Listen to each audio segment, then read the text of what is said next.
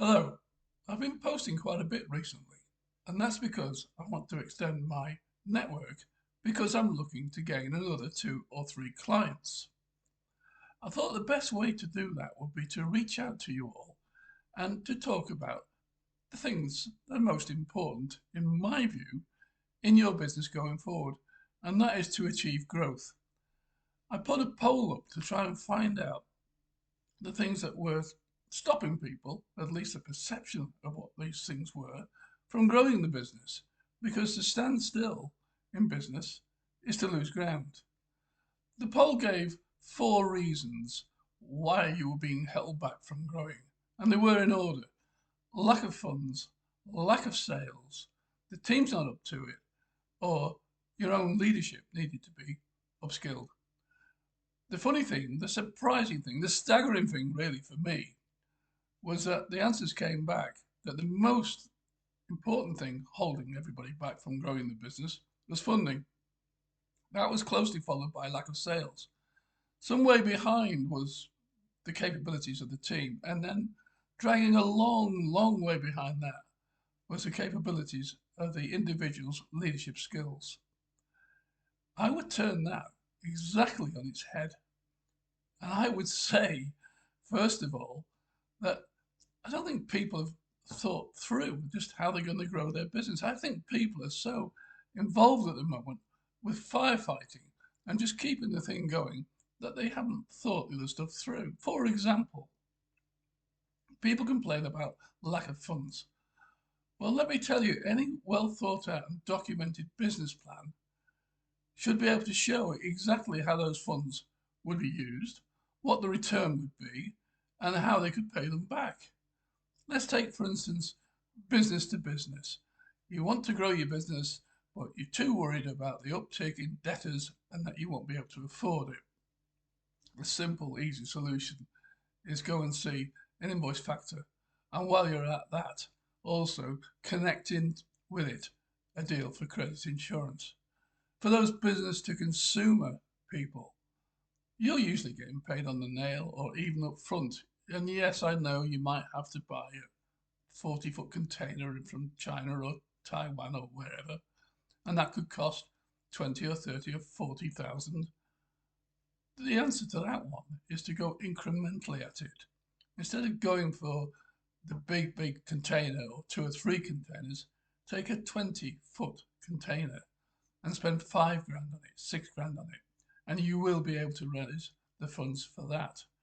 The second issue that people were telling me, which again I just don't get, is lack of sales.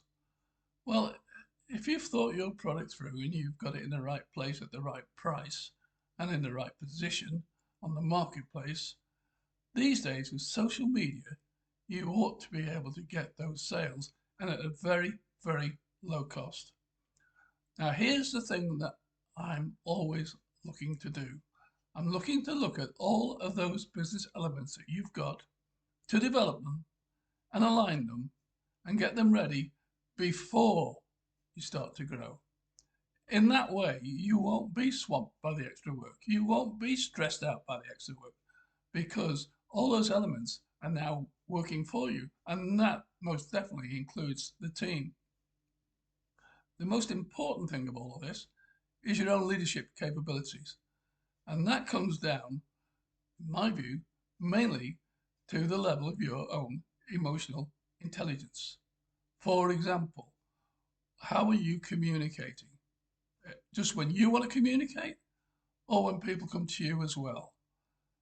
It's important that if somebody does a job well, you tell them. And you tell them in front of other people. And if they don't do it well, you tell them, but you tell them on their own. When you look at the organization, and I've worked for many years in manufacturing, where we've got quite a hierarchical structure, people on the shop floor running up to charge hands, supervisors, managers, and then boardroom. You look at that top up and bottom down, and you look at the people on the shop floor on minimum wage, and you look into their lives a bit, and you see that these people on minimum wage have managed to raise two, three, four kids. That's now being factor that.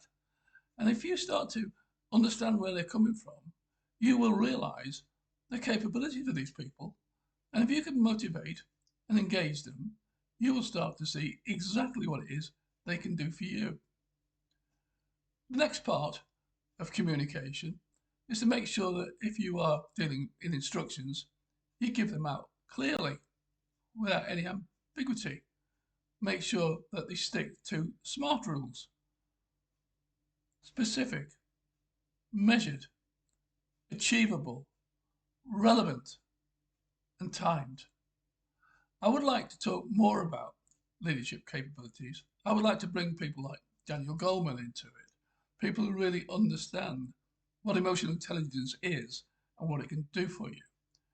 If you want to find out more about this, go to www.business-insight.org and you can send me an email. Send me that email. You won't get a big sales pitch from me. What you will get is suggestions for solutions to what really is holding you back. And these solutions, by the way, have worked for other people. So I think they'll work for you. Thank you.